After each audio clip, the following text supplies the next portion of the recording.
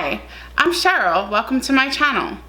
I'm starting a new series called 5 in Under 5, where I'm going to give you 5 tips, tricks, or lessons I've learned that have helped me in my career in the Salesforce ecosystem, all in under 5 minutes. In this week's episode, we're going to cover how to get your boss to approve you to attend Dreamforce. Tip number 1. Ask. You can't get what you don't ask for. Your manager may very well be aware of Dreamforce. They just may not realize how badly you want to attend or why it's good for you to attend. So make sure you have that conversation with your manager.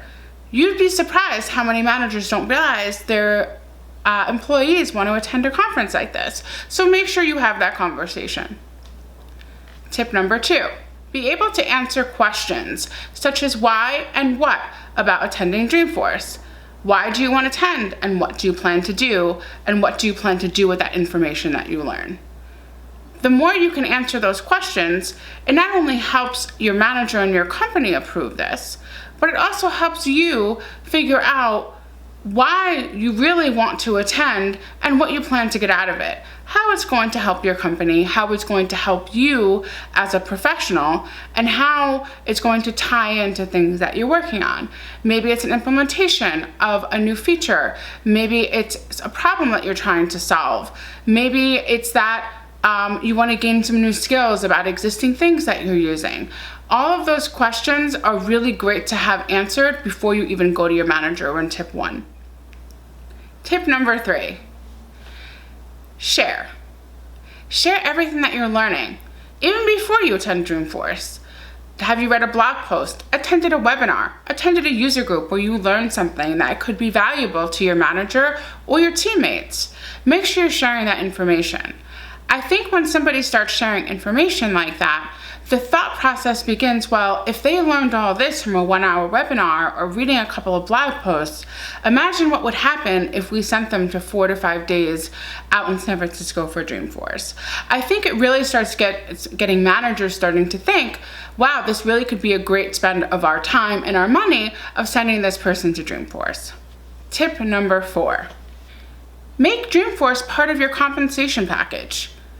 This is something I've done in the past, and something I think it's great to bring up when you're negotiating your salary, or maybe renegotiating your salary because you've earned some more certifications or have no skill sets. Have Dreamforce as part of your compensation package.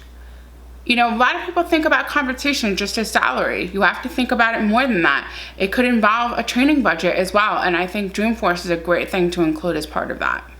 Tip number 5. Be willing to front part of the bill yourself. Maybe you work at a nonprofit, or maybe you work at a company that's going through some sort of transformation, or maybe your company just got bought, divisions merged. So many different things can happen within a company where money is tight. And maybe the company doesn't have in the budget, at least this year, to pay for you to go to Dreamforce. So maybe you can work something out. Well, they'll pay for half and you pay for half, or maybe they'll pay for your hotel and you could pay for your ticket and airfare. So I think if you're willing to do that, I think it also shows how passionate you are. And based on the surveys we took in New York City at the user group about careers, the number 1 thing that managers look for in a great employee is passion. So that's it for my 5 tips on how to get your manager to approve you to attend Dreamforce. What are your tips? What have you learned? What's worked? What's not worked? Leave them in the comments below. If you like this video, please make sure you give it a thumbs up, share it with your friends, and subscribe. I'll see you next time, and that's 5 in Under 5. Bye!